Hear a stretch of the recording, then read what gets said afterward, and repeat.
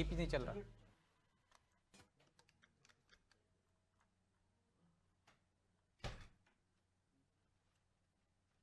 नमस्कार, मैं हूं ब्रजेश चौक से और आप देख रहे हैं मध्य प्रदेश का वित्तीय वर्ष का बजट 2025-26 का यह बजट पेश हुआ है। वित्त मंत्री जगदीश देवड़ा ने 4,21,032 करोड़ का बजट पेश किया है। लगभग 8 करोड़ की आबादी वाले राज्य मध्य प्रदेश के लिए इस बजट में कई महत्वपूर्ण पहलू हैं जिन पर विश्लेषण तो होगा ही, लेकिन आंकड़ों से इतर राज्य सरकार ने विकसित मध्य प्रदेश का जो महत्वाकांक्षी लक्ष्य तय किया है उसको मद्देनजर रखते हुए इस बजट में कई महत्वपूर्ण प्रावधान किए गए। ये बात भी काबिल गौर है कि बीते 5 सालों में मध्य प्रदेश का बजट 2,21,000 करोड़ से आज 4,21,000 करोड़ के पार जा पहुंचा है। यानी 2020 से 2025 तक आते आते बजट लगभग 2 गुना हो चुका है, जिसमें राज्य के इंफ्रास्ट्रक्चर डेवलपमेंट में जबरदस्त विस्तार देखने को मिला है। एक दिन पहले जारी किए गए आर्थिक सर्वेक्षण रिपोर्ट ने इस बात की पुष्टि की है। इस रिपोर्ट के मुताबिक एमपी की जीडीपी में 11% की वृद्धि देखने को मिली है। राज्य में प्रति व्यक्ति आय 1,39,000 से बढ़कर 1,52,000 हो गई है। राज्य की जीडीपी 15 लाख करोड़ के पार जा पहुंची है। बीते 22 सालों के आंकड़ों की अगर बात करें तो 2004 की जीएसडीपी जो कि 1 लाख करोड़ के लगभग थी, वो 2026 तक 16 लाख करोड़ के पार जाने का अनुमान है। वित्त मंत्री ने बजट पेश करते हुए 2047 तक राज्य में प्रति व्यक्ति आय 22 लाख के पार ले जाने की बात कही है। साथ ही मौजूदा बजट में कृषि से लेकर समाज कल्याण, शिक्षा, स्वास्थ्य से लेकर पर्यटन और इंडस्ट्रियल डेवलपमेंट को प्राथमिकता दी है। चलिए, इसी संबंध में मुख्यमंत्री डॉक्टर मोहन यादव मीडिया को संबोधित कर रहे हैं, वो पूरी जानकारी दे रहे हैं कि किस तरह से मध्य प्रदेश का बजट आया है और मध्य प्रदेश के विकास में ये मील का पत्थर साबित होगा। चलिए, वित्त मंत्री की इस प्रेस कॉन्फ्रेंस को हम सुनवाते हैं। साथ साथ इस बार जो हम लोगों ने कुछ नया करने की कोशिश की है वो भी आप लोगों के फीडबैक से हमें मिला। तो पहला जो आप लोगों ने कहा था कि बजट संवाद should be more participatory, that is something that we try. Second, जो हम लोगों ने ट्राई किया, पीएस सर के इंस्ट्रक्शंस के अनुसार जीरो बेस्ड बजटिंग को इस बार हम लोगों ने फोकस करके पहली बार किसी स्टेट ने through out department zero based budgeting, जैसा कि आपने सीएम साहब के भी वक्तव्य में सुना होगा, डिप्टी सीएम साहब के भी वक्तव्य में सुना होगा कि कैसे उससे हम लोग की पूरी प्रक्रिया सिंप्लीफाइड हो गई और एक्यूरेट बजट हम प्रस्तुत कर पाए। तीसरा जो है हम लोगों ने 2 नए डॉक्यूमेंट्स इस बार निकाले हैं। 2 नए जो डॉक्यूमेंट्स हैं वो है सारी योजनाओं का कंपाइलेशन, और जो सेकंड डॉक्यूमेंट है वो है अपना बजट, हमारा बजट मेरा बजट। तो मेरा बजट का जो डॉक्यूमेंट है वो सिटीजन के लिए है।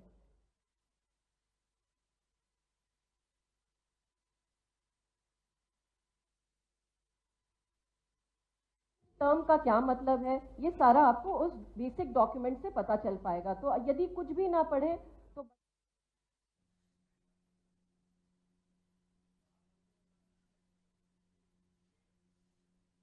तो मुख्यमंत्री कुछ देर बाद, माफ कीजिएगा, वित्त मंत्री कुछ देर बाद बजट के बारे में विस्तार से जानकारी देंगे। लेकिन जो महत्वपूर्ण है बजट में वो जैसे 11 नए आयुर्वेदिक कॉलेज खुलेंगे, 1 अप्रैल 2025 से 7वें वेतनमान के महंगाई भत्ते का पुनरीक्षण होगा, 3 लाख नौकरियां हैं। चाहे रामपथ गमन के लेकर बात करें तो 30 करोड़ का प्रावधान किया गया है। मध्य प्रदेश का ये बजट कैसा है और इस पर हम जानेंगे, और हमारे साथ मौजूद हैं हमारे सहयोगी प्रभु पटेरिया। प्रभु जी, आप सत्र में मौजूद थे, बजट को आपने देखा है, इस बजट में क्या खासियतें हैं अन्य बजट से? जो पिछले बजट हमने देखे हैं उसमें क्या भिन्नता देखते हैं आप?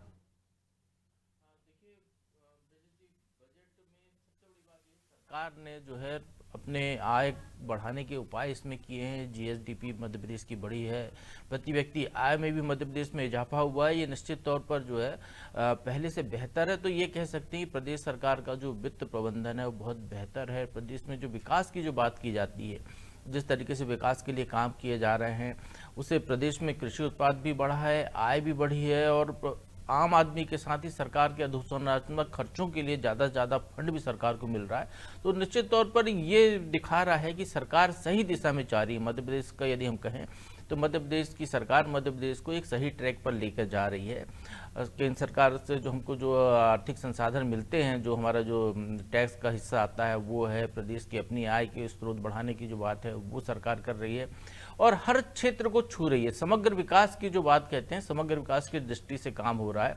आप कहीं पुरातन वैभव की बात कीजिए तो राम अनुगमन पथ की जैसे आप बता रहे हैं उसका भी प्रावधान किया गया है। 30 करोड़ रुपए उसमें रखे गए हुए हैं। श्री कृष्ण पाथे मार्ग वो भी बनाया जाएगा। तो डायनासोर यदि मध्य प्रदेश में पाए जाते हैं, वो सबसे बड़े डायनासोर यदि दुनिया में कहीं पाए गए तो मध्य प्रदेश में पाए गए। यहाँ जीवाश्म पार्क है, उसके भी विकसित करके उसको अंतर्राष्ट्रीय पर्यटक स्थल के तौर पर डेवलप करना, युवा शक्ति को कैसे आगे बढ़ाया जाए, तो शिक्षक उन्नयन की बात है, तो IIT 3 लाख नौकरियां सृजित करने की बात की गई है। 22 नए IIT खोल रहे हैं, IITI से जो इंजीनियरिंग कॉलेजों को जोड़ा जा रहा है। इसके साथ ही हर जिले में एक स्टेडियम, उन्नत स्टेडियम बनाने की बात की गई है।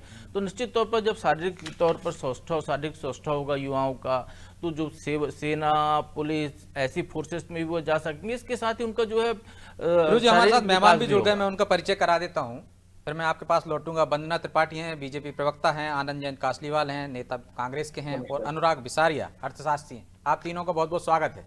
हाँ प्रभु जी, आप अपनी बात पूरी कर सकते हैं। तो हर क्षेत्र में ध्यान दिया जा रहा है। युवा शक्ति की शिक्षा की बात की जाए तो शिक्षा पर, रोजगार के क्षेत्र में भी बात की जा रही है। और महिलाओं की बात करें तो महिलाओं के लिए अटल पेंशन योजना से जो है लाडली बहना की हितग्राही जो महिलाएं हैं, जैसे वो जो 60 की होंगी तो उसके बाद अटल पेंशन योजना से उनको जोड़ा जाएगा। तो हर क्षेत्र में विकास की दृष्टि से बात की गई है। ड्रोन दीदी जो है उनके लिए भी प्रदेश में ये किया गया है, महिलाओं को रोजगार के नए अवसर उससे उपलब्ध होंगे। तो ये हम कह सकते हैं कि प्रदेश में जिस तरीके से अभी जो GIS हुई थी या उसके पहले रीजनल इंडस्ट्री कॉन्क्लेव हुए थे, तो प्रदेश में जो माइनिंग का क्षेत्र है, जो खनिज संसाधन, उसको कैसे एक्सप्लोर किया जाए, कैसे यहाँ पर जो है रोजगार के ज़्यादा से ज़्यादा अवसर बढ़ाए जाएं, आय प्रदेश की बढ़े और उस पैसे को मध्य प्रदेश के विकास में लगाया जाए। ये पूरी समग्र सोच यहाँ पर दिखाई दे रही है। तो ये तो समग्र सोच दिख रही है। एक एक प्रतिक्रिया ले लेते हैं सबकी। अनुराग जी, आप कैसे देखते हैं इस बजट को? प्रभु जी कह रहे हैं कि समग्र क्षेत्र को देखा गया है इसमें, चाहे लाडली बहना हो, चाहे पेंशन की बात हो, चाहे युवाओं की बात हो, किसानों की बात हो, या पर्यटन की बात कर लें या संस्कृति की बात कर लें। राम पथे, श्री कृष्ण पथे के लिए भी राशि का प्रावधान किया गया। आप कैसे देखते हैं? नमस्कार ब्रजेश जी और बाकी सभी पैनल पे उपस्थित सदस्यों का भी नमस्कार। नमस्कार। देखिए, बजट का अगर हम किसी बजट का मूल देखें तो बजट एक बैलेंसिंग एक्सरसाइज होती है कि आपके पास आय के स्रोत क्या हैं और आप उन्हें कहाँ खर्च करना चाहते हैं। असीमित स्रोत की स्थिति में तो कोई भी सरकार या कोई भी राज्य नहीं रहता है। तो ये हमेशा एक एक्सरसाइज होती है कि कैसे संतुलित तौर पे उसका हम एलोकेशन करें। और अगर उस नज़रिए से देखते हैं तो अगर अवेलेबल रिसोर्सेज का जहाँ तक एलोकेशन है तो एक बैलेंस्ड एलोकेशन दिखता है। हम कहें विकास में, संस्कृति में और ऐसे एसेट्स में जो कि दूरगामी लाभ दे सकते हैं। इसमें 3 चीज़ें मुझे जो है ज़्यादा एक इंटरेस्टिंग लगी, जिसको मैं आपसे यहाँ पे चर्चा करना चाहूँगा। एक तो कैपिटल आउटले में काफ़ी स्टीप इंक्रीज किया गया है, तो लगभग 85,000 करोड़ की बात कही गई, जो कि 60-61 करोड़ से था। तो ये एक बहुत ही महत्वपूर्ण संदेश है कि जो इन्वेस्टमेंट पे over a period of time, जिसको हम कहते हैं कि दूरगामी जिसमें परिणाम मिले, लाभ हो इकोनॉमी को, एक उस पर फोकस दिखता है, जो कि एक अच्छी बात है। दूसरा एक मुझे इसमें खासियत दिखी जो जीरो बेस्ड बजटिंग की बात की गई और पत्रकार वार्ता में भी उसका उल्लेख था। और जीरो बेस्ड बजटिंग, जैसा कि आप जानते हैं कि किसी भी चीज़ को हम एक शून्य से स्थापित करते हैं। एक इंक्रीमेंटल थिंकिंग नहीं होती है कि गत वर्ष हमने किसी चीज़ में 100 रुपये खर्च किए थे तो इस साल 5%, 10% बढ़ा दें। हर एक खर्च के मध्य में एक मूलभूत चिंतन होता है। तो जीरो बेस्ड बजटिंग की अप्रोच ली गई है। अब उसके परिणाम क्या है, मैं उम्मीद करता हूँ कि इस तरह की रिपोर्ट्स आएंगी और उन पर अध्ययन हो पाएगा। तो वो एक मुझे इसमें इम्पॉर्टेंट एस्पेक्ट लगा कि एक जीरो बेस्ड बजटिंग अप्रोच हमेशा दिखाता है कि आप किसी पे नए सिरे से विचार कर रहे हैं। तीसरा एक जो मुझे इसमें इंटरेस्टिंग एस्पेक्ट लगा वो ये था कि एक हर जिले स्तर की विकास समिति का इसमें उल्लेख है। तो ये एक जिसे कहते हैं कि स्प्रेड आउट रहे, कि किन्हीं राज्यों, किन्हीं जिलों पे ज़्यादा फोकस ना रहे, और वो जिला विकास समितियों की अध्यक्षता माननीय मुख्यमंत्री जी स्वयं करेंगे। वो भी एक रोचक बात, ताकि फोकस रहे हर डिस्ट्रिक्ट पे। उसमें प्रैक्टिकल एस्पेक्ट हो सकते हैं। देखिए 55 जिले हैं और हर जिले की भी एक वीक में मीटिंग हो तो उस जिले का दोबारा नंबर फिर 1 साल बाद ही आएगा। तो प्रैक्टिकल एस्पेक्ट कैसे सॉर्ट आउट होते हैं वो देखना होगा, बट ओवरऑल मुझे एक बैलेंस बजट की इसमें दिशा दिखाई दी। तो बैलेंस दिख रहा है, 4 महत्वपूर्ण चीज़ों का जिक्र किया है वंदना जी। आप तो निश्चित तौर पर उसको बेहतर बताएंगी, लेकिन फिर भी क्या खासियत देखती हैं आप? इसमें कहा गया है कि लाडली बहनों को अब पेंशन योजना से जोड़ेंगे। कांग्रेस लगातार कहती रही है कि लाडली बहनों को आप योजना से बाहर करते जा रहे हैं, तो इससे भी लग रहा है कि अब आप योजना में राशि नहीं बढ़ाने वाले हैं। जी नमस्कार ब्रजेश जी, नमस्कार प्रभु जी, बाकी पैनल को भी नमस्कार। देखिए, जिस प्रकार से आपके चैनल पर चल रहा है कि काम शानदार और फैसले असरदार, तो बिल्कुल जिस प्रकार के फैसले आज लिए गए हैं, आप देखिएगा उनका असर दिखाई देगा, और उनका असर दिखाई दिया है। जिस प्रकार से कल आर्थिक सर्वेक्षण रिपोर्ट जो आई थी उसमें हमने बताया है कि हमने कितना ग्रोथ किया है। 11.6% ग्रोथ हमने पिछले कुछ सालों में किया है। उसके अलावा हमारी जो पर कैपिटा इनकम है उसको हमने 9% बढ़ाया है, 1,37,000 से 1,52,000 पर ले गए। तो कल ही आर्थिक सर्वेक्षण रिपोर्ट में ये बात साबित हो गई थी कि मध्य प्रदेश की भारतीय जनता पार्टी की सरकार जिस प्रकार से समग्र विकास की बात कर रही है, उस पर कार्य भी कर रही है, और आज माननीय वित्त मंत्री जी ने उस पर ठप्पा लगा दिया है।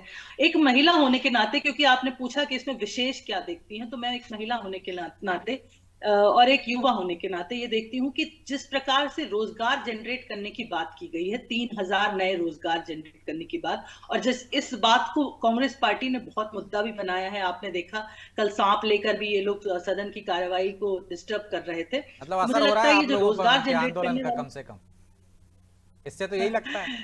रोजगार, देखिए, हम तो जनता के विकास के लिए, और हमने तो जो कहा कि गरीब, युवा, अन्नदाता और नारी, तो उसके अलावा हम सांस्कृतिक अभ्युदय को भी लेकर कार्य कर रहे हैं। ये बात भी आज साबित हो गई कि हम ज्ञान के लिए तो कार्य कर ही रहे हैं, सांस्कृतिक अभ्युदय के लिए भी कार्य कर रहे हैं। और जिस प्रकार से हमारे माननीय मुख्यमंत्री जी एक विजन के साथ कार्य कर रहे हैं, उन्होंने ये तय कर लिया है कि 2028-29 में हमें अपनी सकल घरेलू उत्पाद को दोगुना करना है। हम एक विजन लेकर चल रहे हैं ब्रजेश जी, और उस विजन को दर्शाता है ये बजट।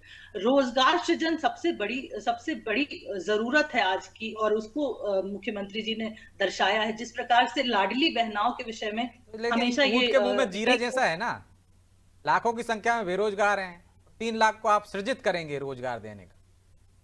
देखिए ब्रजेश जी 1.5 लाख जॉब्स हमारी भारतीय जनता पार्टी की सरकार ने जनरेट किए थे, जो केंद्र की रिपोर्ट आई थी। और उसमें आप एक चीज देखिए कि सरकारी नौकरियों के अलावा एमएसएमई, स्टार्टअप्स और जो स्व सहायता समूह है, इन पर विभिन्न प्रकार के रोजगार के अपॉर्चुनिटीज क्रिएट किए जा रहे हैं, और जो हमारे युवा हैं उनके साथ साथ महिलाओं को भी रोजगार दिया जा रहा है। और ब्रजेश जी, आपको एक सर्वे रिपोर्ट के विषय में बता दूं, एक वैश्विक सर्वे हुआ था जिसमें ये कहा गया था कि अमेरिका के बाद इंडिया वो कंट्री है दूसरी पोजीशन पर जहां सबसे ज्यादा स्टार्टअप फंडिंग महिलाओं के नाम पर होती है। 7,000 स्टार्टअप्स इंडिया में महिलाओं के नाम से रजिस्टर्ड हैं और चल रहे हैं। एक्टिव स्टार्टअप्स की बात हुई थी, तो देखिए ये अपने आप में दर्शाता है कि महिलाओं के सशक्तिकरण की जो बात माननीय प्रधानमंत्री मोदी जी करते हैं, उसको वित्त मंत्री जी ने, मुख्यमंत्री जी ने आगे बढ़ाया है।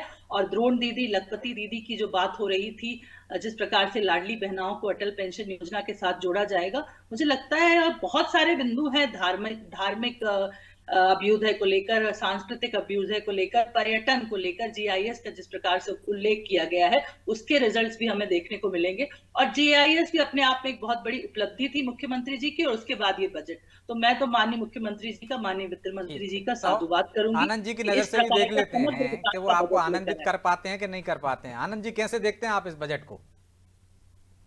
देखिए, घोषणाएं ज्यादा है, काम कम है। ये हमेशा घोषणा ही करते हैं और काम का रेशो नहीं है। मैं इसलिए बात कर रहा हूँ कि पूरा जो बजट है पिछले साल का, उसका 60% इन्होंने कंज्यूम किया है और 50% बजट सेंट्रल गवर्नमेंट से इनको कम मिला है। तो आप स्थिति देख लीजिए कि जब उन्होंने पिछले बजट में उस राशि का उपयोग नहीं किया है और 50% राशि सेंट्रल गवर्नमेंट से आई नहीं है, तो ये बजट को आप कैसे बैलेंस करेंगे? मतलब आप घोषणा ही कर रहे हैं ना। दूसरी बात, आपने प्रति व्यक्ति आय की बात तो कर ली, प्रति व्यक्ति कर्जा कितना है वो नहीं बताया। स्टेट पे कर्जा कितना है वो कहीं एक्सप्लेन नहीं किया कि भाई आप प्रति व्यक्ति इनकम बढ़ी, प्रति कैपिटा बढ़ी, उसका कर्जा कितना बढ़ा प्रति व्यक्ति पे, वो भी तो आप डिस्क्राइब कीजिए उसमें। जीडीपी के बाद 11.5% की बात कर रही हैं, तो फिर कर्जा क्यों बढ़ रहा है प्रदेश पे? इसका भी जवाब देना चाहिए बजट में कि 11.5% आप जीडीपी की बात कर रहे हैं, वो प्रदेश में कर्जा बढ़ता जा रहा है, हर चीज के लिए कर्जा लेना पड़ रहा है, तो यहाँ गवर्नमेंट की इकोनॉमी पॉलिसी कहाँ जा रही है? मतलब टोटल फेल्यूर ही है ना। एक तरफ का नहीं, एक मिनट आप मेरी बात आ रहा हूं बंदना जी, आऊंगा मैं आपके पास। जब आपका जीडीपी ग्रोथ बढ़ रही है, आपकी स्टेट डेवलप कर रही है और कर्जा भी आप उस रेशो में बढ़ रहा है, तो ये कौन सा रेशो है? मुझे तो इसी इकोनॉमी कहीं समझ में नहीं आती। दूसरी बात, आपने कोई पेट्रोल या डीजल पे कोई एक्साइज ड्यूटी कम नहीं की जिससे आम आदमी को महंगाई में राहत मिले। लाडली लक्ष्मी योजना के लिए 1250 से आप 3000 करने वाले थे, वो आपने नहीं किए। किसानों के लिए एमएसपी देने वाले थे, वो नहीं किए। अप्रैल से आप बिजली की दरें बढ़ा रहे हैं और सब्सिडी का अमाउंट बढ़ा रहे हैं, तो आप एक तरफ तो बढ़ा रहे, मतलब बैलेंस लाके आदमी को तो वहीं उसको उसके खाते में क्या जा रहा है? आम आदमी का खाता तो वहीं की वहीं खड़ा है। तो आप बातें अच्छी कर रही है, घोषणा अच्छी है, एलोगेशन बहुत अच्छा है, पर उसके बाद रिजल्ट क्या है वो भी तो बताइए। तो इसके बाद ही तो आएगा ना रिजल्ट। यदि वो 3 लाख नौकरियों की बात कर रहे हैं तो अब आगे ही देखना पड़ेगा ना। तो सर आज ही से 7.5 आशंका क्यों? 8 करोड़ में अगर 20% 30% युवा है, तो किस रेशो में आप 3 लाख रोजगार लोगों को देंगे? बाकी लोग क्या करेंगे? जो 1 लाख भर्तियां सरकारी महकमे में खाली हैं, उनके लिए आपने क्या प्रोविजन किया है? उसके लिए कोई प्रोविजन नहीं है। मतलब आप ऊँट के मुंह में जीरा, जैसा ब्रजेश जी आपने बोला, तो दिख ही रहा है कि एक नोटंकी है कि घोषणा करनी है, चूंकि तो कर दी, बाकी इम्प्लीमेंटेशन में मुझे नहीं लगता कि गवर्नमेंट 3 लाख जॉब सृजन कर पाएगी। और 1 लाख जो बैकलॉग खाली पड़े हैं उनको क्यों नहीं भरना चाहती है? उस पर भी तो जवाब दीजिए, उसका कहीं बजट में उल्लेख नहीं है। तो बंदना जी दीजिए जवाब। वो कह रहे हैं केंद्र से आपको 50% राशि कम मिली है, पुराना ही बजट आपने खर्च नहीं किया है, प्रति व्यक्ति आपका कर्ज भी बढ़ रहा है। एक तरफ आप कर्ज ले रहे हैं, एक तरफ आप कह रहे हैं आय बढ़ रही है। ब्रजेश जी, आपने स्वयं ये बात स्वीकारी कि आर्थिक सर्वेक्षण में क्या हुआ और क्या चीजें आई, निकल कर बाहर आई। देखिए कांग्रेस पार्टी, उनकी नजरों में तो वो कह रहे हैं आंकड़ों की बाजीगिरी है आपकी, इस जेब से ले रहे हैं उस जेब में दे रहे हैं आप। देखिए, भारतीय जनता पार्टी से कांग्रेस पार्टी कभी संतुष्ट नहीं हो सकती। जनता जरूर हमसे संतुष्ट है और जनता को संतुष्ट करना हमारा कार्य है। और रोजगार सृजन की हमने बात करी, रोजगार सृजन हम करके दिखाएंगे। और जीआईएस और रीजनल इंडस्ट्री कॉन्क्लेव जिस प्रकार से माननीय मुख्यमंत्री जी ने कराए थे, उनके माध्यम से भी जॉब्स जनरेट होंगे। तो ये सारी चीजें धरातल पर दिखाई दे रही हैं। ये कर्ज की बात करते हैं तो कर्ज चुकाने की कुव्वत भी हम रखते हैं, इसीलिए कर्ज लेते हैं। आप ये बताइए कि जिन राज्यों में आपकी सरकार है वहां क्या आप कर्ज नहीं लेते? जनता के कल्याण के लिए, जनता के विकास के लिए तो कर्ज लेकर ही कार्य करेगी सरकार। वो जन कल्याण के लिए ही वो पैसा खर्च किया जा रहा है, किसी के जेबों में तो जा नहीं रहा है। और जिन राज्यों में आपकी सरकार है वहां पर भी कर्ज आप लोग लेते हैं। तो फिर ये सब इस तरह की बातें मत किया करिए कि जैसे आप लोगों की सरकार किसी राज्य में है ही नहीं। अपने जिन राज्यों में सरकार है वहां पर ही आप क्यों कर्ज ले रहे हैं? तो ये सब ये सब प्रश्नों का कोई उत्तर नहीं है, ये जलेबी की तरह घुमाने वाली बातें हैं। देखिए, आप भी स्वीकारिए आनंद जी, ये समग्र विकास का बजट है, जॉब जनरेशन का बजट है, महिलाओं के विकास का बजट है, अन्नदाता को खुश करने वाला बजट है। और जो धर्म से जुड़े हुए लोग हैं, और आप लोग तो क्योंकि सनातन विरोधी हैं तो आप लोगों को जरूर पसंद नहीं आएगा, लेकिन धर्म से जुड़े हुए लोग हैं, उन्हें भी खुश करने वाला, पर्यटन को आगे बढ़ाने वाला, और औद्योगिक विकास के साथ साथ कृषि, जो हम कृषि आधारित अर्थव्यवस्था थे, तो हमें कृषि के साथ साथ औद्योगिक रामपथ गमन की बात आप कब से कर रहे हैं? 2003 के बाद से कर रहे हैं।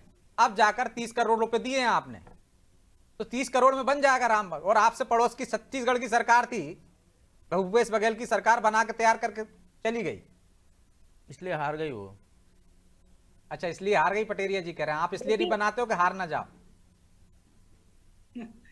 देखिए ब्रजेश जी, मुख्यमंत्री जी सनातन को लेकर बहुत सेंसिटिव हैं, और सनातन के विषय में आपने देखा है, जो भी कहते हैं वो करके दिखाते हैं और उस पर कार्य कर रहे हैं।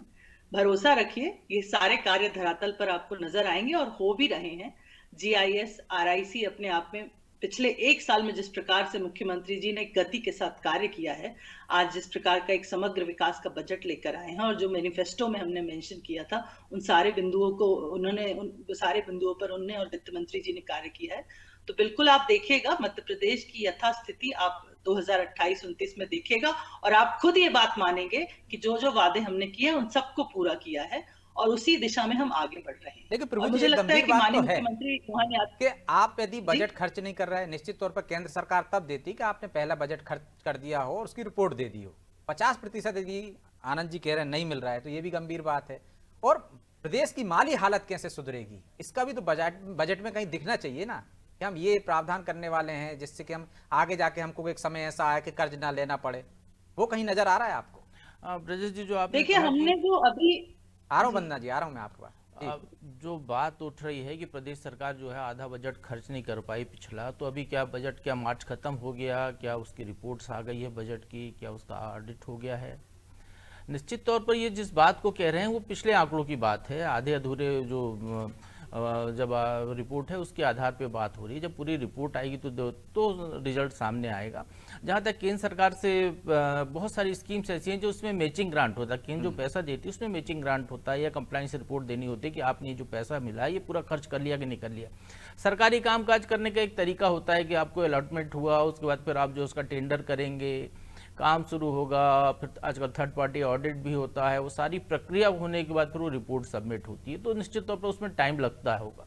तो एक वो स्थिति है। लेकिन यहाँ मैं ये बता दूं, जो बार बार बात हो रही कर्ज लेने की, जब दिग्विजय सिंह की सरकार हुआ करती थी 2002-03 में, तो 23,000 करोड़ का बजट था और कर्ज मध्य प्रदेश पे 27,000 करोड़ का था। और दूसरी बात यदि हम करते हैं, तो यदि हम ये देखते हैं कि जब कमलनाथ सरकार थी, तो जब कमलनाथ सरकार आई तो वो पहले दिन से वो कह रहे थे कि जो है खजाना खाली है, खजाना खाली है। 15 महीना केवल यही रोना रोते रहे। पहले महीने में उनने 5 बार बाजार से कर्ज उठाया था। और आगे बात करें तो उसी सरकार का जो जब टेन्योर खत्म हुआ वित्तीय वर्ष, तो जो हमारा मध्य प्रदेश जो है 1200 कुछ करोड़ के जो है घाटे में था। उसके बाद से आप आंकड़े देख लीजिए, मध्य प्रदेश राजस्व अधिक की स्थिति में है। 618 करोड़ रुपए का राजस्व अधिक के जो है अभी इस बजट में अनुमानित है।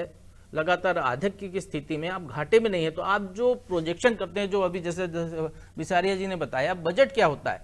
बजट ये होता है कि हमारे पास इतना इतना पैसा आएगा, हम इसको इस तरीके से खर्च करेंगे।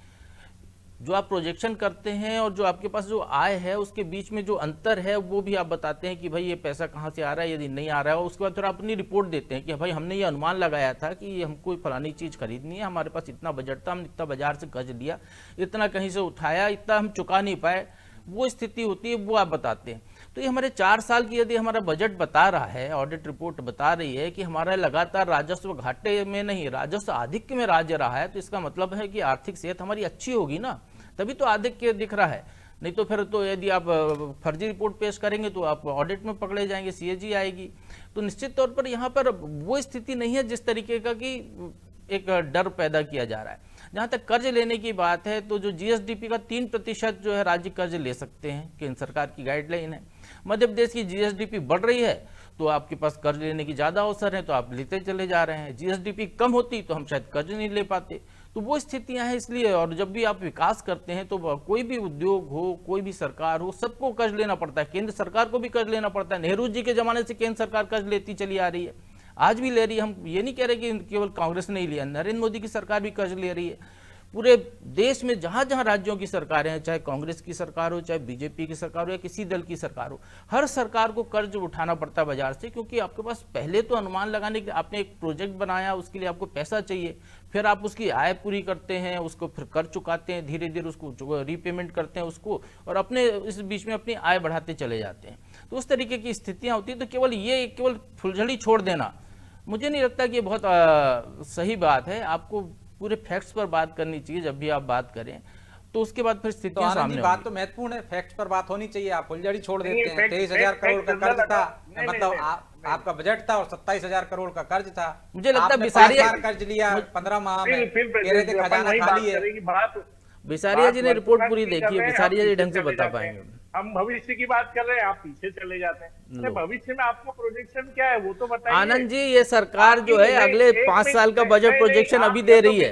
मेरी बात सुनिए, 5 साल का प्रोजेक्शन है तो फिर 15 साल 20 साल का प्रोजेक्शन क्या था? तो आज सरकार कहाँ खड़ी है? यही तो हम बोल रहे हैं कि प्रोजेक्शन तो आप बहुत अच्छा देते हैं। नहीं, जब आप दूसरे पे उंगली उठाओगे तो आप तरफ भी तो उठेगी ना, तो आप क्या करते थे और वो क्या कर रहे हैं। तो 1285 करोड़ के घाटे पे जब था कमलनाथ सरकार में, राजस्व घाटा था, अब आधिक्य में है, तो कौन सी सरकार बेहतर है आप बताइए। तो फिर आधिक्य में, 1 मिनट, आधिक्य में है तो आपको कर्जा क्यों लेना पड़ रहा है?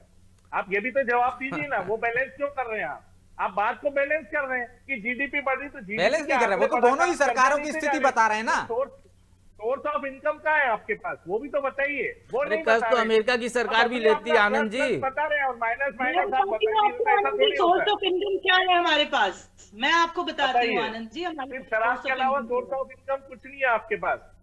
सुनिए आनंद जी, मैं आपको बताती हूँ हाँ। सोर्स ऑफ इनकम चलिए क्या हम है, लौट पर रहे हैं, उसके पहले पहले वित्त आपको मंत्री जगदीश देवड़ा कुछ कह रहे हैं, सुन लेते हैं उनको, कुछ महत्वपूर्ण चीजें बता रहे हैं। मध्य प्रदेश के हमारे यशस्वी मुख्यमंत्री डॉक्टर मोहन यादव जी के नेतृत्व में जो सरकार हमारी चल रही है, उसी का आज यहाँ पर बजट प्रस्तुत हुआ और देश के यशस्वी प्रधानमंत्री नरेंद्र मोदी जी का मार्गदर्शन सबको मिलता है। निश्चित रूप से बजट जब आता है तो सबकी अपेक्षाएं होती है कि सरकार का बजट कैसा आ रहा है। इसलिए हमने यह प्रयोग किया था कि पिछले बजट में भी किया था कि सभी आम जनता से हमने सुझाव आमंत्रित किए थे और काफ़ी बड़ी संख्या में करीब 1500 सुझाव आए थे और विषय विशेषज्ञों को भी हमने बुला करके उनसे भी संवाद किया था।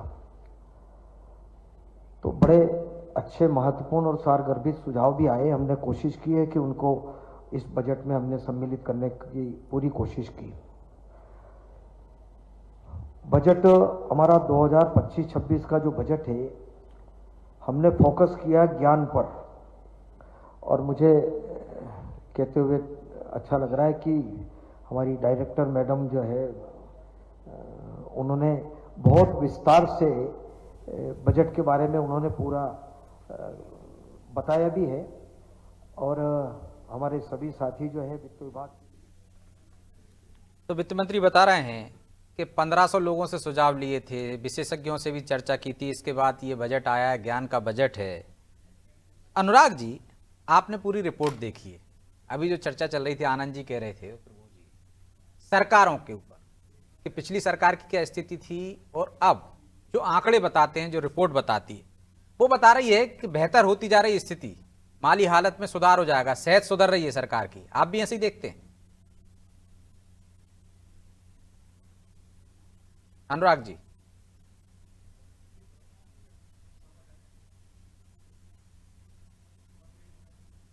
लगता कुछ तकनीक खामी है। अनुराग जी सुन पा रहे हैं आप मुझे? हाँ, मैं क्षमा चाहूँगा, थोड़ा सा डिस्कनेक्ट हो गया था यहाँ। जी हाँ, देखिए, दो विषय निकल के आए। एक तो ये था कि जो बजट में नंबर्स हैं, जो खर्चे या जिन मदों पे जो एलोकेशन है वो कहाँ खर्च होते। देखिए, मैं हमेशा इस बात का एक पक्षधर रहा हूँ कि हम बजट को हमेशा अगर संख्यात्मक उस पर देखें कि कितना खर्चा हुआ, कितने करोड़ किस मद में खर्चे हुए, तो ये वस्तु स्थिति का सही आकलन करने में दिक्कत होती है। तो बजाय आउटले बेस्ड एनालिसिस के अगर आउटकम बेस्ड एनालिसिस हो तो ज़्यादा सार्थक होती है। हम ये कहें कि हमने शिक्षक पे अमुक अमाउंट खर्च कर दिया कि, लेकिन उसका परिणाम क्या निकला। शिक्षा, अगर हमने स्वास्थ्य पे खर्च किया तो परिणाम क्या निकला, क्या हेल्थ इंडिकेटर्स बेटर हुए, कुपोषण कम हुआ, चाइल्ड मोर्टेलिटी कम हुई, नंबर ऑफ डेज जो कि आदमी सिकनेस में बिता देता है। तो आउटकम पे अगर चर्चा हो तो ये प्रश्न नहीं उठेगा कि ये क्या सिर्फ आंकड़ों की जादूगरी है या खर्चा लैप्स हो गया। हो सकता है कम खर्चा भी ज़्यादा इफेक्टिव हो। अभी आपने रिसेंटली देखा कि एआई में चाइना से डीप सर्च नामक सॉल्यूशन आया जो कि बहुत कम खर्चे में ज़्यादा असरदार रहा। तो हम आउटले के बजाय आउटकम पे फोकस कर पाएं और उसमें अगर सरकार की ओर से आंकड़े इस तरह के उपलब्ध हों तो वो बजट पे चर्चा ज़्यादा सार्थक होगी। दूसरा जो प्रश्न उठ के आया, और आई थिंक वो महत्वपूर्ण बिंदु रेखांकित किया आनंद जी ने, जो कि ये कर्ज को लेके था। ये बात सही है कि सभी सरकारों को कर्ज लेना पड़ता है। मुख्य मुद्दा ये है कि उस कर्ज का अनुपात क्या हो। जो एक बहुत ही प्रचलित हम कहें थंब रूल से देखते हैं कि कर्ज का हमारे सकल घरेलू उत्पाद से क्या अनुपात है। अब ये मध्य प्रदेश के लिए हम देखें तो तकरीबन 31% है। 31% हमारा जो स्टेट जीडीपी है उसका हम कर्ज लिए हुए हैं। ये पिछले कुछ सालों में बढ़ा है। तकरीबन 4 लाख करोड़ के आसपास का हमारा कर्ज है। लेकिन ये भी अगर देखें कि दूसरे राज्यों की हम कहें बड़े राज्यों की तुलना में कहाँ पर है, तो वो भी एक इम्पॉर्टेंट इंडिकेटर कई बार होता है। अब जैसे महाराष्ट्र के केस में 18% है, हमारा जो लेवल है बहुत तमिलनाडु के निकट है, ऑलमोस्ट 31% है। कुछ अन्य राज्य हैं, राजस्थान है, वेस्ट बंगाल है, जहाँ की तकरीबन 37% है। तो कर्ज का भी हमको अनुपात देखना पड़ेगा। प्लस अगर हम कर्ज लेके कैपिटल एसेट में इन्वेस्ट कर पाते हैं जो कि दूरगामी लाभ देते हैं इकोनॉमी को, सोसाइटी को, तो वो एक्सेप्टेबल है। लेकिन अगर कर्ज लेके हम सिर्फ खर्चों की आपूर्ति कर रहे हैं, सैलरीज वेजेस में जा रहे हैं, रेवेन्यू एक्सपेंडिचर में कर रहे हैं, तो वो प्रूडेंट इकोनॉमिक पॉलिसी में नहीं आता है। तो कर्ज को हम एब्सोल्यूट ना देख के देखें कि हमारे घरेलू उत्पाद की तुलना क्या है और वो पैसा किन मदों में खर्च हो रहा है। तो जैसे मैंने पहले कहा था कि ये कैपिटल इन्वेस्टमेंट में एक बहुत ही स्टीप इंक्रीज की घोषणा की, वो एक अच्छी बात है, क्योंकि ये संरचना में जो इंफ्रास्ट्रक्चर में अगर खर्चा होता है तो ये लाभकारी होता है इकोनॉमिक में, बजाय इसके कि आपने नए दफ्तर बना लिए, सैलरीज में दे दी, नई गाड़ियां खरीद ली गई इत्यादि। तो ये दो मुद्दे उठे हैं, बहुत इंपॉर्टेंट एस्पेक्ट हैं कि सिर्फ पैसे देके जाएं कि आउटकम देके जाएं, और कर्ज के प्रति हमारा एक अप्रोच क्या हो। तो प्रभु जी, कर्ज के प्रति अपना अप्रोच क्या होना चाहिए? क्या एक फ्री बीज की जो योजना है आराम बन्ना जी, वो एक सरकार पर बोझ बनती जा रही है? निश्चित तौर पे बोझ है ब्रजेश जी। ये जो है वो जिसको आप ये बांट रहे हैं उससे कुछ रेवेन्यू आ नहीं रहा आपको, उसको कुछ आउटकम जो भी जैसे अनुराग जी कह रहे हैं, अब यदि वहाँ पैसा लगा रहे हैं तो उससे कुछ इनकम आपको आनी चाहिए ना, रिटर्न आना चाहिए। वो रिटर्न तो उनसे आ नहीं रहा है। आप तो केवल एक रिटर्न आ रहा है 5 साल में एक बार एक वोट, उसके लिए वो बांट रहे हैं फ्री बीज। लेकिन सरकार ने यदि ये सरकार की एक अच्छाई ये कहूँगा, चाहे केंद्र सरकार हो चाहे डबल इंजन की सरकार, शब्द ज़्यादा उपयुक्त होगा यहाँ पर, एक अच्छाई ये है कि आपने गलती की तो उसको सुधारने का प्रबंध भी आप ही कर रहे हैं। आप ये देखिए कि आपने गलती की, आपने जो है लाडली बहनाओं को मुफ्त का पैसा बांटना शुरू किया, तो आपने उसके बाद तत्काल एक नई स्कीम लेकर आए कि बहनों को हमको लखपति बनाना है। अब जैसे ही वो लखपति बन जाएंगी तो वो उस जो फ्री बीज वाली योजना है उससे वो बाहर हो जाएंगी, क्योंकि वो कमाने खाने लगी हैं, उनकी आय बढ़ रही है। ड्रोन दीदी का कॉन्सेप्ट लेकर आई है। तो ये धीरे धीरे हम देख रहे हैं ना, लाडली बहना जो है उसकी संख्या जब शुरू हुई थी 1,31,00,000 थी, अब 1,27,00,000 हो गई है। भले किन्हीं कारणों से घट रही हो, लेकिन ये निश्चित तौर पर है कि यदि ड्रोन दीदी, लखपति दीदी जैसी योजनाएं, जो सेल्फ हेल्प ग्रुप की योजनाएं सफल होती हैं महिलाओं से जुड़ी हुई, तो इनकी संख्या अपने आप ही कम होती चली जाएगी। तो यहाँ पर ये गलती को सुधारने की दिशा में भी सरकार काम करते हुए दिखाई दे रही है। नहीं तो आप सिर्फ बांटते चले जाएं और उसको आगे उसका सुधार न करें उस गलती का, कि आने वाली सरकार जिम्मेदार। लेकिन इसकी भी तो कोई गारंटी नहीं है ना कि भविष्य में ऐसी कोई योजना नहीं आएगी। भाई आप एक गलती सुधार रहे हैं, आगे कोई गलती ना होगी, आप नहीं करेंगे या आपके विरोधी नहीं करेंगे, क्योंकि वादे तो वैसे ही होते हैं ना कि 2,000 दोगे हम 2,500 देंगे, कोई 2,500 देगा हम 3,000 देंगे। तो गलती पे गलती तो होगी ना बाद में। निश्चित तौर पर होगी ब्रजेश जी। वो जो वो समय आएगी तो उसके बाद वो सुधारने का काम करेगी। जो सुधारने का काम नहीं करेगी वो 15 साल सत्ता से बाहर रहेगी। तो फिर तो हमारी हालत ठीक होगी नहीं ना। नहीं, हम यदि मध्य प्रदेश के संदर्भ में बात करते हैं तो यदि हम राजस्व घाटे की, जैसे मैंने कहा कि हम राजस्व घाटे की स्थिति में नहीं है। मध्य प्रदेश की प्रति व्यक्ति आय की देख लें तो 1,84,000 रुपए प्रति व्यक्ति आय यदि प्रदेश की हो रही है पहले की तुलना में, कहीं ना कहीं तो हमारे यहाँ तरक्की हुई है ना। आप ये देखिए, विकास की गति में यदि हम कहें कि मध्य प्रदेश बिल्कुल बैकवर्ड स्टेट है, कुछ भी काम नहीं हुआ है प्रदेश का, केवल कोरा कागज पे बजट है, तो ऐसी स्थिति तो है नहीं। हम बेरोजगारी की बात करते हैं, हम रोजगार की बात करते हैं, रोजगार कार्यालय के पंजीयन के आधार पे बात करते हैं। आप मध्य प्रदेश का, आप गवर्नमेंट सर्विस में हैं, आप देख लीजिएगा ब्रजेश जी, आप गवर्नमेंट सर्विस में क्लर्क के जॉब पर हैं और आपको पीएससी देना है, तो आपको मध्य प्रदेश सरकार का नियम ऐसा है कि आपको रोजगार कार्यालय में पंजीयन आपको कराना पड़ेगा। वो पंजीयन नंबर जब आप देंगे उसके बाद ही आपका जो है पीएससी का फॉर्म फिलअप होगा। तो हम वहां बेरोजगार बढ़ा रहे हैं, मतलब आंकड़ों में बढ़ रहे हैं। आंकड़ों में हमारे और उनको भी दुरुस्त नहीं करते कि इतने लोगों को नौकरी लग गई, स्वरोजगार से लग गए कि वो दुरुस्त हो जाए। जी बिल्कुल। तो आनंद जी, विकास तो दिख रहा है ना। यदि कर्ज ले रही है सरकार तो उसकी वहां पे मध्य प्रदेश विकासशील देशों में, विकासशील राज्यों में आ गया है, कहाँ पहले पिछड़े राज्यों में था। तो कहीं ना कहीं तो दिख रहा है, चाहे सड़क की देखें हम, चाहे बिजली की देखें, चाहे अन्य सुविधाओं की देखें।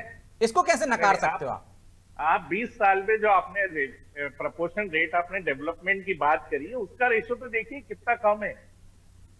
20 साल में आपने जो प्रोग्रेस आप बता, अरे आंकड़े बता दो सर आनंद जी, तो वो रेशो भी तो आप देखिए कि 20 कितना % कम हो गया, ये भी बता दो।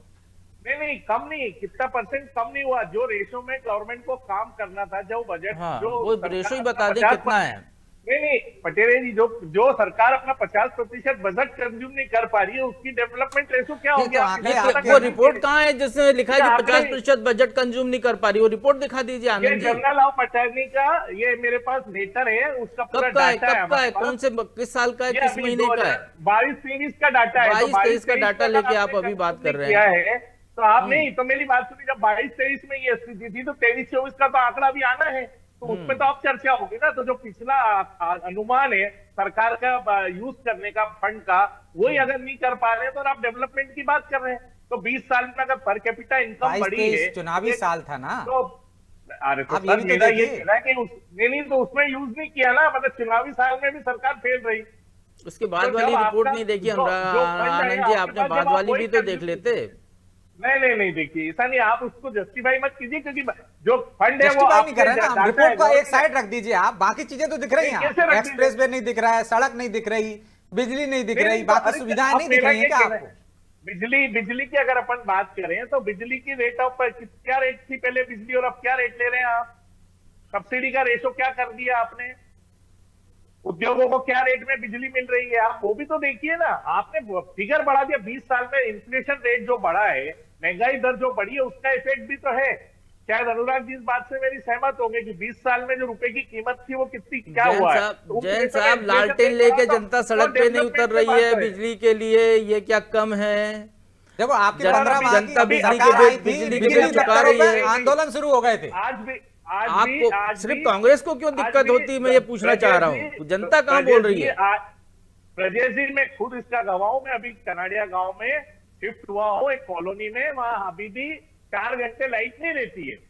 ये मेरे तो वो घर आपको को गाँव वारंट जाके दे पता रहा चल हूं। रहा है, हमको राजधानी में दिग्विजय सिंह शासन काल में पता चल जाता था 5 घंटे जाएगी, 4 घंटे आप जाएगी। बिजली सिंह की बात करें, अरे बात क्यों नहीं करेंगे भाई? पार्टी की चल रही है, आप पीछे क्यों जा रहे हैं? नहीं क्यों नहीं करेंगे, तुलना तो आप ही से करना नहीं, पड़ेगी ना। आप एक कोई बार और दूसरा दल आया पीछे होता, चले जाओ। उसने सरकार चलाई कोई होती भी- तो उससे तुलना करते कोई भाई। भी सरकार आगे की तरफ देखती है, कोई भी व्यक्ति यार, progress आपको की धन्यवाद तरफ ये देना देखता है, चाहिए आप कि क्यों जो नहीं है 20 घंटे लाइट आपको मिल तो रही है। कीमत कितनी चुकानी पड़ रही है? 20 घंटे मिल रही है, उसमें भी कट के मिल रही है, तो किसानों तो को आपकी क्या आय मिल रही कितनी होगी? बढ़ गई आप जब से, किसकी ये बात भी कर तो रहे हैं? बताइए। जब व्यवहारिक 20 तौर घंटे पे आप नहीं मिल उसको रही थी, अब 20 घंटे मिल रही है। कीजिए। तो आनंद जी, आय भी तो बढ़ गई है।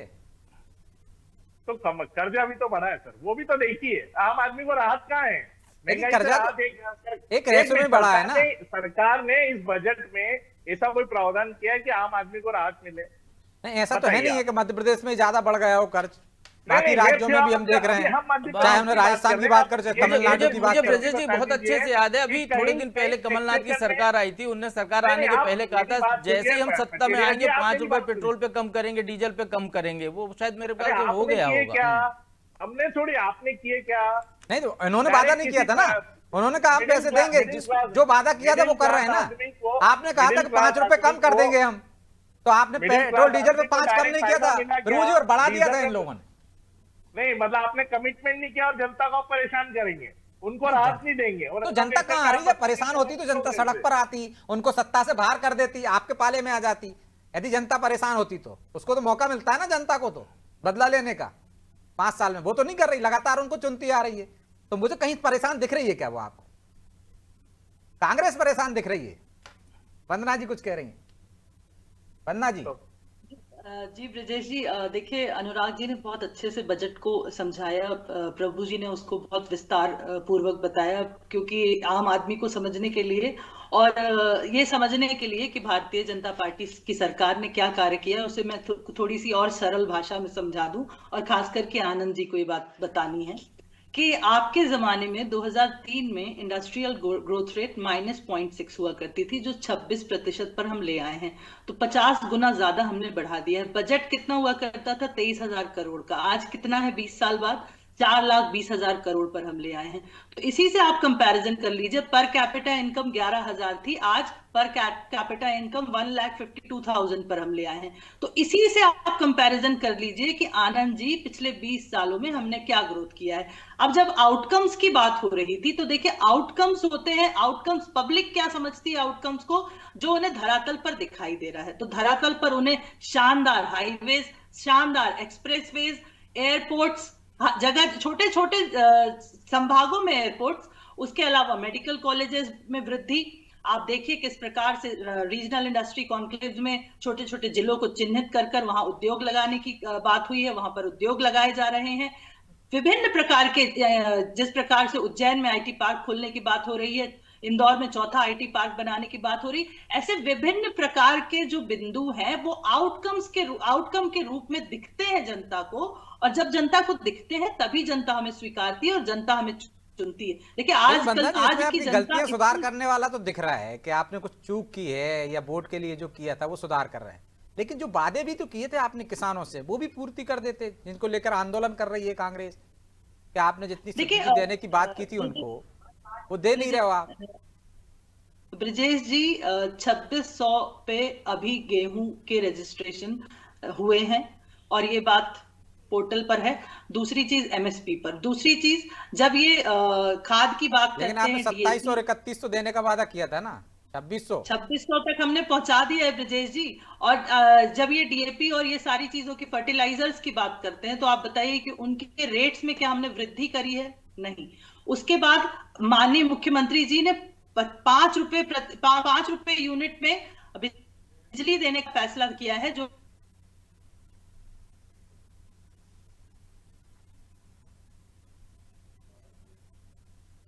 बन्ना जी लगता है कुछ तकनीकी खामी आ गई। लेकिन प्रभु जी एक और चीज थी कि हमने पड़ोसी राज्य का भी बजट देखा था, आप भी उस चर्चा में शामिल थे, उन्होंने पेट्रोल डीजल पर थोड़ी राहत दी है, तो इससे कुछ ज्यादा बेनिफिट हो जाता। मध्य प्रदेश सरकार वैसा हिम्मत नहीं जुटा पाई, हम कह सकते हैं कि ज्यादा बड़ी राहत देने के लिए। उस राज्य की और मध्य प्रदेश की परिस्थितियों में अंतर है ब्रजेश जी। वहाँ की सरकार को शायद जरूरत लगी उसकी, उनको अपनी परिस्थितियों पे। यहाँ तो कोई डिमांड उठी नहीं ना। विपक्ष कांग्रेस ने भी कहाँ मांग की है? आप ये बताइए, पिछले 1 साल में कांग्रेस ने कौन सा आंदोलन किया पेट्रोल के भाव कम करने के लिए? वो तो केवल ये कह रहे हैं कि आपने जो घोषणा पत्र में ये कहा था कि किसानों को जो है गेहूं इतने रुपए पे खरीदेंगे और धान इतने रुपए पे खरीदेंगे, वो दे दीजिए समर्थन मूल्य, उसको लेकर आंदोलन करते हुए दिखाई दे रही है। 3-4 बार उसको लेकर आंदोलन हो गया 1 साल में। तो ये सरकार के पास वैसी जरूरत नहीं है। यदि दबाव बढ़ेगा तो मध्य प्रदेश को भी कम करना पड़ता, लेकिन जनता की तरफ से ना वो डिमांड आई है, ना विपक्ष ने उस मुद्दे को पकड़ा है। विपक्ष तो केवल अपनी एक अलग ही लाइन पे लेकर चल रहा है कि बेरोजगारी है प्रदेश में, सांप नकली सांप ले आओ और ये करो, जैसा अभी वंदना जी बता रही थी। तो कंक्रीट आप स्तर पे आप ये कहना चाह रहे हैं जिन जिन मुद्दों पर विपक्ष ने आंदोलन किया, आवाज उठाई, उसमें सरकार ने अलग तरीके से विचार किया। देखिए ब्रजेश जी, किसानों को ब्रजेश जी यदि हम बजट पे बात कर रहे हैं तो ये बजट कैसे बनता है आप ये देखिए। बिल्कुल, अभी अनुराग जी ने बताया था, जब बजट बनाने की बात आती है तो आप जो है पहले तो अधिक जीरो बजटिंग का अपने कॉन्सेप्ट लेकर आए। दूसरा, आप जो है जनता के बीच में गए, जनता से बात की, उनसे सुझाव लिए, विधायकों से सुझाव लिए, कहाँ क्या जरूरत है। लोगों ने कहा कि यहाँ एक सड़क बननी है, यहाँ हैंडपंप लगना है, उस तरीके से तो उसको बजट में शामिल किया गया। तो जब डिमांड ही नहीं होगी तो सप्लाई कहाँ से होगी? बाजार का मूल सिद्धांत यही है कि जब डिमांड होगी तो सप्लाई होगी। आप डिमांड ही नहीं करोगे, पेट्रोल की कीमत कम कीजिए, तो सप्लाई क्यों करेगी सरकार? क्या बात कर रहे हो पटेल? तो आनंद जी, होता है, आनंद जी, ऐसा होता है पटेरिया साहब कि हम डिमांड नहीं करेंगे और सरकार देखती रहेगी, मतलब हमको मांगना पड़ेगा।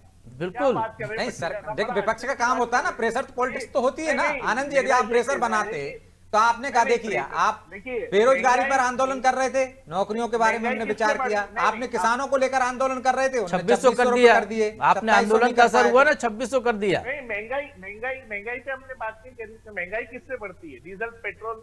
आप सिलेंडर सिर पे रख के कहाँ निकले बाजार में, सड़क पे?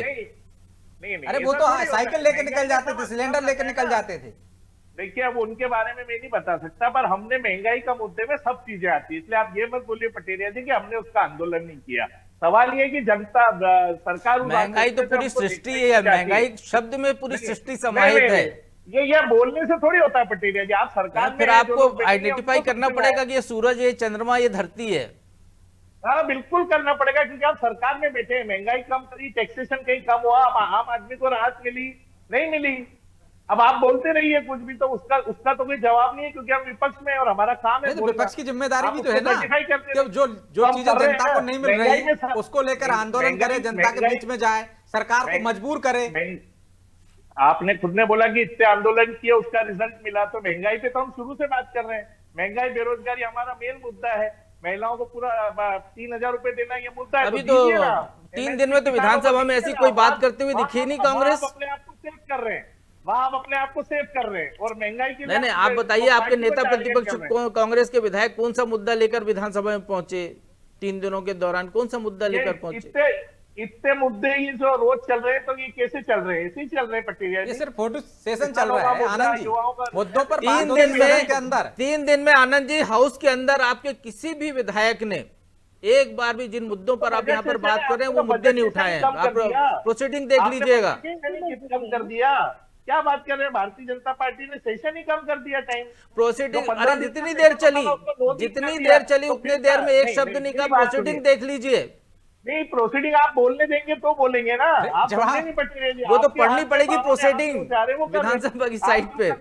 वो कर रहे हैं और उसके बाद हम पे ब्लेम कर रहे हैं। ब्लेम नहीं कर रहे, हम तो चाहते हैं विपक्ष मजबूती के साथ जाए, सदन में चर्चा करे, तथ्यों के साथ सरकार को घेरे, मजबूर करे, और करता है क्या विपक्ष मजबूर। सरकार से पूछिए कि 15 दिन का बजट सेशन होता है या उससे ज्यादा का होता है, अभी 9 दिन का क्यों कर दिया? पूछिए वंदना जी से। तो ये तो आपको पूछना चाहिए था ना, आप क्यों तैयार हो गए? इसी पे आंदोलन करते अरे थे, भाई, बढ़ाना आप पड़ता उनको। ब्रजेश जी, लाइव टेलीकास्ट के लिए आप कोर्ट चले रहे हैं। जाओगे, हाँ, इसके लिए कोर्ट नहीं जाओगे आप कि सेशन बढ़ाया जाए? नहीं और जब जाएंगे ना। परीक्षा के कम समय अभी बचता है ना देखिए, आनंद जी, तब ज्यादा मेहनत करता है स्टूडेंट, और आप तो वो 9 दिन में भी अच्छा नहीं कर रहे हो कि चलिए 9 दिन का है, हम नहीं, इसी में ऐसा- अपनी एक छाप छोड़ जैसे जाएं। अभी नहीं, ये घबराई हुई है भारतीय जनता पार्टी। आप ऐसा घबरा मत गई, बोलो आप कि कुछ अब कर ही नहीं फेल रहे, हो गए। घबराई हुई है। नहीं, इतने मुद्दों पे अगर काम हो रहा है तो आपने ही तो बोला कि विपक्ष ने जो मुद्दे उठाए उस पे काम हो। आप खुद ही बोल रहे हैं। तो आपने पूरे मन से नहीं उठाया ना? पूरे मन से नहीं उठाया ना, नहीं 3 लाख की जगह 10 लाख हो जाते। और ये फिर 2700 मिल जाते। पूरा मन और अधूरा मन क्या होता है ब्रजेश जी? अरे वो अब तो हमारा पूरा काम मन से कर मतलब रहे है पूरी ताकत से सड़क पर उतर कर। सरकार अपना काम नहीं कर रही। डरता सरकार कौन? अपना काम राजनीतिक ये दल या बात- सरकारें या विपक्ष या कोई भी राजनीति में जो डरता किससे? जनता के से डरता है, कहीं वो नाराज ना हो जाए। उस जनता को आप साथ लेकर नहीं आ पाए, मजबूर नहीं कर पाए कि अगली बार वो डर के मारे फैसले लेने लगे। तो विपक्ष का काम तो उकसाना ही होता है ना। तो विपक्ष ने अपना काम किया ना तो ब्रजेश जी, विपक्ष आपने अपना काम स्वीकार कर रही किया। वंदना नहीं, विपक्ष ने आपको प्रेशर में लाए, तब आपने बेरोजगारों के बारे में सोचा, किसानों के बारे में सोचा। आवाज आप तक पहुंच पा रही है? हाँ पहुंच रही है, बोलिए। जी ब्रजेश जी, देखिए विपक्ष इस तरह की बातें कर देता है कि सच बताऊं तो इतना हास्यास्पद लगता है। जिस प्रकार से आज उमंग श्रृंगार जी कर्ज की पोटली बनाकर अपने सर पर रखकर और बोल रहे थे मेरी फोटो इस एंगल से खींचो, उस एंगल। तो एक जो छपाक की बीमारी आजकल चल रही है, वो छपाक की बीमारी कांग्रेस पार्टी को हो चुकी है कि किसी ना किसी तरह से हमें पेपर में छपना है, प्रिंट मीडिया में आना है और हमें डिजिटल मीडिया में और मीडिया में चलना है। उसके लिए चाहे इन्हें लत्ते का सांप बनाना पड़े, प्लास्टिक का सांप लाना पड़े, या फिर एक पोटरी बनाकर अपने सर पर रख के घूमना पड़े, ये सब कुछ करेंगे। लेकिन जब सदन की कार्यवाही होगी तो वहां पर तथ्यों के साथ कभी भी अपने तर्कों को पेश नहीं करेंगे। ये सदन के बाहर हंगामा मचाएंगे, डिस्टरबेंस क्रिएट करेंगे, लेकिन उस सदन का हिस्सा नहीं बनेंगे। आपको एक जानकारी जो मुझे प्राप्त हुई है ब्रजेश जी, जो लाइब्रेरी है विधानसभा की, वहां पर जो अटेंडेंस होती है, जहां जाकर, जो मेरे हिसाब से प्रभु जी ज्यादा विस्तार से बता सकते हैं, कि जहां पर जाकर जो नए विधायक आते हैं या पुराने भी, वो जनहित के मुद्दे किस प्रकार से उठाए जाएं, प्रश्न कैसे लगाए जाएं, ये सारी चीजों का अध्ययन करते हैं। वहां कांग्रेस पार्टी के मात्र 2 विधायकों की अटेंडेंस लगी है। तो आप और समझ आपके लीजिए कितने कि विधायकों की जनता के अटेंडेंस लिए- लगी है वंदना जी? हमारे तो विधायकों की अटेंडेंस लगती है ब्रजेश जी, क्योंकि हम तो अब नहीं तो उनके भी आंकड़े बता दीजिए, क्योंकि हम भी जाते हैं, लाइब्रेरी सूनी पड़ी रहती है। देखिए ब्रजेश जी, उस पे जिस आराम प्रकार करने से जाते हैं लोग। हमारे आंकड़े निकालते हैं, हम इनके आंकड़े निकालते हैं, अपनी पार्टी के नहीं निकालते। तो देखिए ब्रजेश जी, हम तो सरकार में, हमें तो ये लोग घेरने का काम करते हैं, लेकिन एक बात बताइए कि सुर्खियों में बने रहना अच्छी बात है, प्रासंगिक बने रहना अच्छी बात है, लेकिन ये बार बार हंगामा मचाना, देखिए हमें अपने पड़ोसी राज्य छत्तीसगढ़ से सीखना चाहिए। छत्तीसगढ़ में आप देखिए सदन की कार्यवाही कितने शांतिपूर्वक तरीके से हुई। लेकिन छत्तीसगढ़ से तो आप भी नहीं सीखे ना, उन्होंने तो पेट्रोल डीजल पे कम कर दी राशि। आप भी कर देते।